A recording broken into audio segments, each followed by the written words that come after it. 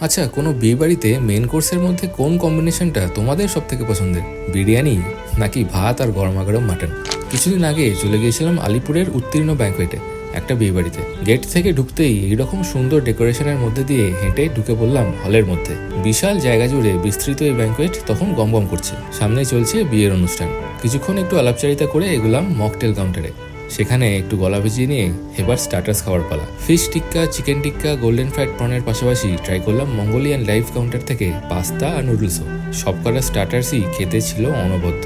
স্টার্টার্সকে একটু রিচার্জ করে নিয়ে হানা দিলাম মেন কোর্সের দিকে। নান, কড়াইশুটির কচুরি, ছোলার ডাল, নবরত্ন কোরমা, শাহি পনির, এগুলো তো আছেই। তবে আসল অপেক্ষা তো তার পরের আইটেমগুলোর জন্য। ফ্রাইড আইটেমসের মধ্যে এই ফিশ ব্যাটার ফ্রাইটা ব্যাপক। ক্রিস্পি কোটিংয়ের মধ্যে এতটা পরিমাণে গরমা গরম ফিশ।